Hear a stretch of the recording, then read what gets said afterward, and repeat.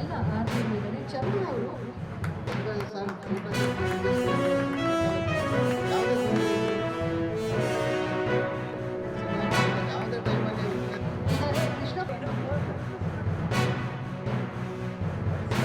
ಕೇಳಿ ನಾವೆಲ್ಲ ಬೆಳೆದಿದ್ದೀವಿ. ಹಾಗಾಗಿ ನನಗೆ ಆ ಥರದೊಂದು ಆಪ್ತತೆ. ಸೊ ಈ ನಿಟ್ಟಿನಲ್ಲೇ ನೀವೆಲ್ಲ ಕೆಲಸ ಮಾಡ್ತೀವಿ. ನಾನು ಬಂದಾಗ ಹೇಳಿದೆ ವಾತಾವರಣ ಎಲ್ಲ ಇದನ್ನ ಮನೆ ಸಂಭ್ರಮ, ಮನೆ ಹಬ್ಬ ಥರ ಎಲ್ಲ ರೆಡಿಯಾಗಿ ಬಂದು ಇದನ್ನು ಸೆಲೆಬ್ರೇಟ್ ಮಾಡ್ತಾ ಇದ್ದೀರ. ಈ ಒಂದು ಮನೋಭಾವ ಇರೋದ್ರಿಂದನೇ ಇಷ್ಟು ವರ್ಷ ಸುದೀರ್ಘವಾಗಿ ಈ ಸಂಸ್ಥೆ ಬೆಳೆದುಕೊಂಡು ಮತ್ತು ಅದರ ಸ್ಟ್ಯಾಂಡರ್ಡ್ನ ಉಳಿಸ್ಕೊಂಡು ಬಂದಿದೆ. ಸೂಕ್ಷ್ಮವಾಗಿ ಇದು 55 ವರ್ಷ ಅಲ್ಲ, 100 ವರ್ಷಗಳು ಈ ಥರದ ಸಾರ್ಥಕವಾದ ಸೇವೆಯನ್ನು ನಿಮ್ಮ ಮೂಲಕವಾಗಿ ಮಾಡಲಿ ಅನ್ನುವಂಥದ್ದು ನಮ್ಮ ಎಲ್ಲರ ಆಶೀರ್ವಾದ. ಬಹಳ ವಿಶೇಷವಾದ ಕಾರ್ಯಕ್ರಮವನ್ನು ಕೊಟ್ಟಿದ್ದೀರಿ, ಕೊಡ್ತಾ ಇದ್ದೀರಿ ಮತ್ತು ಕೊಡ್ತೀರಿ ಅನ್ನುವಂತಹ ಒಂದು ಭರವಸೆಯೂ ಕೂಡ ನನ್ನಲ್ಲಿದೆ. ನನಗೆ ಹೇಳೋಕ್ಕೆ ಏನೂ ಬಿಡಲಿಲ್ಲ. ನೂತನ್ ಮೇಡಮು, ರಘು ಸಾರು, ಸಾರು ಇವರು ಎಲ್ಲನೇ ಹೇಳ್ಬಿಟ್ಟಿದ್ದಾರೆ. ನಾನು ಒಂದೇ ಒಂದು ಮಾತು ಹೇಳ್ತೀನಿ. 90 ಪ್ರಾಯದ ಆಕಾಶವಾಣಿ, 55 ಪ್ರಾಯದ ವಿವಿಧ ಭಾರತಿಗೆ ಭಾಗಿಯಾಗಿದ್ದಕ್ಕೆ ನನಗೆ ಹೆಮ್ಮೆ ಆಗ್ತಾ ಇದೆ. ವಿವಿಧ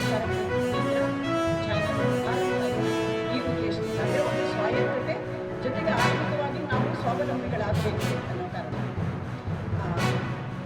67ರಲ್ಲಿ ಇದು ಏನು ವಾಣಿಜ್ಯ ಪ್ರಸಾರ ಪ್ರಾರಂಭ ಆಯಿತು.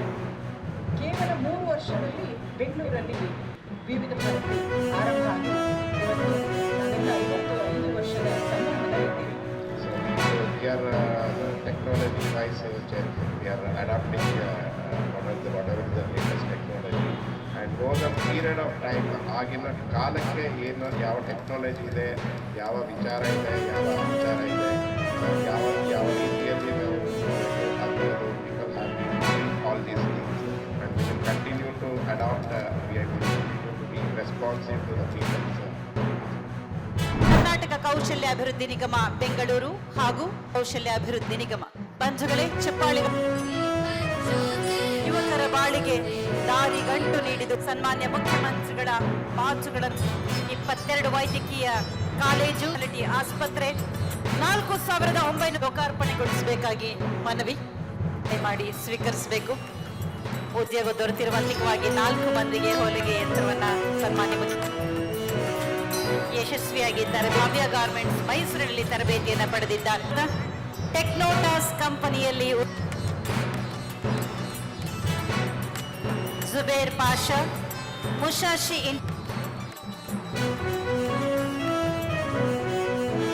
1,000 ರೂಪಾಯಿಗಳನ್ನು ಕೊಡ್ತಾ ಇದ್ದೀವಿ. ಇದು 2 ವರ್ಷದವರೆಗೆ. ನಾನು ಶರಣ್ ಪ್ರಕಾಶ್ ಜೊತೆ ಮಾತಾಡ್ತಾ ಇದ್ದೆ. ಬಹಳ ಜನ ಕೌಶಲ್ಯ ಅಭಿವೃದ್ಧಿ ತರಬೇತಿಗೆ ಡಿಗ್ರಿ ಓದಿದವರು, ಡಿಪ್ಲೊಮಾ ಓದಿದವರು ಬರ್ತಾ ಇಲ್ಲ ಅಂತಕ್ಕಂಥ ಮಾತುಗಳನ್ನ ಹೇಳ್ತಾ ಇದ್ರು. ಬಹುಶಃ ಸರ್ಕಾರಕ್ಕೆ ಬಂದಿರತಕ್ಕಂಥ ಮಾಹಿತಿ ಪ್ರಕಾರ ನಾವು ಈ ಯುವ ನಿಧಿ ಕಾರ್ಯಕ್ರಮವನ್ನು ನಿಲ್ಲಿಸ್ಬಿಡ್ತೀವಿ. ಯಾಕೆಂದ್ರೆ ನಾವು 2 ವರ್ಷದವರೆಗೆ ಮಾತ್ರ ಕೊಡ್ತಕ್ಕಂಥದ್ದು ಯುವ ನಿಧಿಯನ್ನು. 2 ವರ್ಷದ ನಂತರ ಮತ್ತೆ ಬೇರೆಯವ್ರಿಗೆ ಕೊಡ್ತೀವಿ. ಆದರೆ ಯಾರು ಕೌಶಲ್ಯ ಅಭಿವೃದ್ಧಿ ತರಬೇತಿಗೆ ಬರ್ತಾರೆ ಅವ್ರಿಗೆ ಯಾರಿಗೂ ಕೂಡ ನಿಲ್ಸಲ್ಲ. ಮತ್ತೊಮ್ಮೆ ಸ್ಪಷ್ಟಪಡಿಸಲಿಕ್ಕೆ ಬಯಸ್ತಾ ಇದ್ದೇನೆ. ಏನಾದ್ರು ನಿಮಗೆ ತಪ್ಪು ಮಾಹಿತಿ ಇದ್ರೆ, ತಪ್ಪು ತಿಳುವಳಿಕೆ ಇದ್ರೆ, ಕೌಶಲ್ಯ ತರಬೇತಿಗೆ ಹೋದ್ರೆ ನಮಗೆ ಯುವ ನಿಧಿನಲ್ಲಿ ಬರ್ತಕ್ಕಂಥ ಅನುದಾನ ನಿಂತೋಗ್ತದೆ. ಅದು ಸುಳ್ಳು. 2 ವರ್ಷ ನಾವು ಕೊಟ್ಟೇ ಕೊಡ್ತೀವಿ. ನೀವು ತರಬೇತಿ ಪಡ್ಕೊಳ್ತಕ್ಕಂಥ ಕೆಲಸವನ್ನು ಮಾಡಲೇಬೇಕು.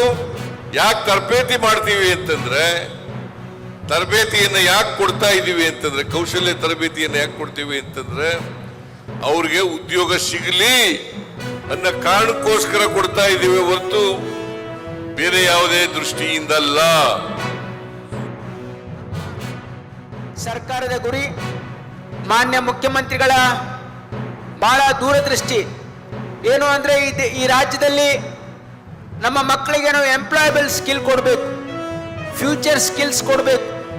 ಅವರಿಗೆ ತಮ್ಮ ಜೀವನದಲ್ಲಿ ಯಾರು ಈ ನಮ್ಮ ರಾಜ್ಯದಲ್ಲಿ ಡಿಗ್ರಿ ಡಿಪ್ಲೊಮಾ ಹೋಲ್ಡರ್ಸ್ ಇದ್ದಾರೆ, ಅದಲ್ಲದೇನೂ ಕೂಡ ಯಾರು ಕೇವಲ SSLC ಪಾಸ್ ಆಗಿದ್ದಾರೆ, PUC ಪಾಸ್ ಆಗಿದ್ದಾರೆ, ಎಲ್ರಿಗೂ ಕೂಡ ಉದ್ಯೋಗದ ಜೊತೆಗೆ ಕೌಶಲ್ಯವನ್ನು ಕೊಡಬೇಕು ಅಂತಕ್ಕಂಥ ಸದುದ್ದೇಶ ಇದೆ.